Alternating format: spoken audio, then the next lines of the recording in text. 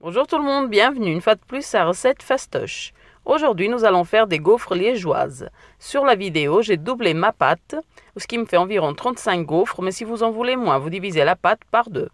J'ai ici 40 g de levure fraîche, soit un cube entier, 120 g de sucre, 2 cuillères à soupe d'arôme vanille, 4 œufs entiers, 400 ml de lait tiède, 1 kg de farine, 400 g de beurre à température ambiante, une pincée de sel et 300 g de sucre perlé. On commence donc la recette par mettre la levure dans le bol du robot et on y ajoute le lait, tout le lait. Voilà. Nous ajoutons aussi les 120 g de sucre avec l'arôme vanille, les 4 œufs entiers et on va mélanger quelques instants, juste le temps de diluer la levure.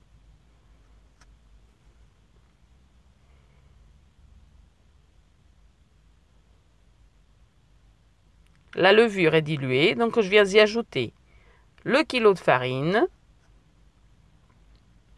et la pincée de sel. Et on remet en route pour environ 4 à 5 minutes.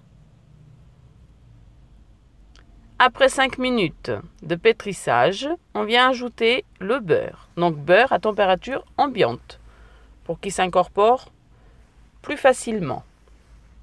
Une fois que nous avons mis le beurre, on remet en route jusqu'à incorporation de tout le beurre dans la pâte. Ce qui peut mettre de 5 à 6 minutes. Tout mon beurre est bien incorporé. Maintenant, je vais recouvrir avec du film alimentaire. Voilà, j'ai mis le film alimentaire, regardez. Et maintenant, nous mettons au frais pendant 1 heure à 1 h 30. Après 1 heure au frigo, voilà ma pâte. Elle a bien doublé, regardez. On enlève le film alimentaire, on prend une cuillère et on dégaze. On appuie sur la pâte comme ça. On vient ajouter le sucre perlé et on remélange pour incorporer le sucre. Et une fois que c'est fait, nous allons passer à la cuisson des gaufres.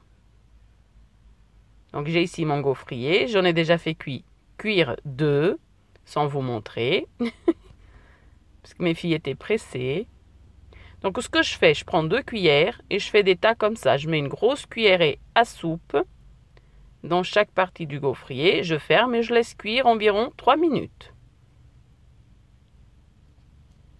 Et voilà. On les sort au fur et à mesure.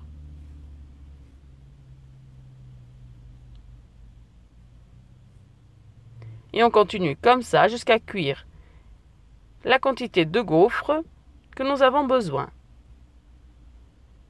Donc voilà, une grosse assiette de gaufres. Et encore, je n'ai pas compté celles qui disparaissaient au fur et à mesure de l'assiette.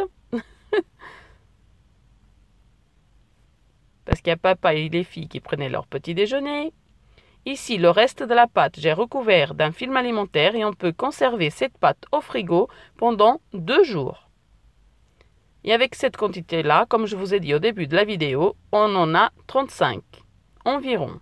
Tout dépend de la taille de gaufre que vous faites. Regardez l'intérieur de la gaufre. C'est vraiment super bon. Voilà, c'était encore une petite recette. Si vous l'essayez, dites-moi si vous avez aimé et je vous souhaite un bon appétit.